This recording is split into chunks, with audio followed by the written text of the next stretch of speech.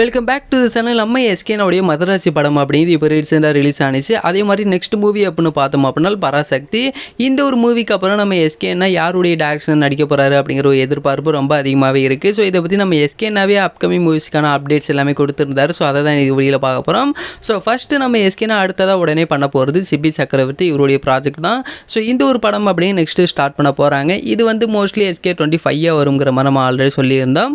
அதே மாதிரி நெக்ஸ்ட்டு வெங்கட் பிரபு இந்த ஒரு படம் அப்படிங்கிறது ஒரு சயின்ஸ் ஃபிக்ஷன் ஜானரில் இருக்குங்கிற மாதிரி சொல்கிறாங்க. ஸோ இந்த ஒரு படம் அப்படிங்கிறது பேரலாக ஸ்டார்ட் பண்ண போகிறாங்க.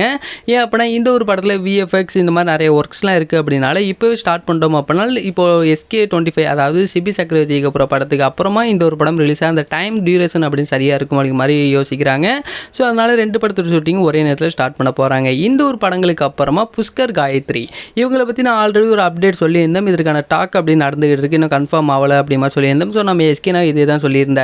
ஸோ இதற்கான டாக் அப்படிங்கிறது நடந்துகிட்டு இருக்குது. ஸோ இன்னும் கன்ஃபார்ம் ஆகலை அப்படின்னு நம்ம எஸ்கேனாவே சொல்லியிருந்தாரு. ஸோ அவங்களுடைய ஸ்டோரியும் நம்ம எஸ்கேனாவுக்கு பிடிச்சிருந்துச்சு அப்படின்னா கண்டிப்பாக புஷ்கர் காயத்ரி அவங்களுடைய டேரக்ஷனில் நம்ம எஸ்கேனா ஒரு படத்தில் பண்ணுவார் அப்படி மாதிரி நம்ம எஸ்கேனா இப்போ ஒரு லேட்டஸ்ட்டாக ஒரு அப்டேட் ஒரு இன்டர்வியூவில் சொல்லியிருந்தாரு.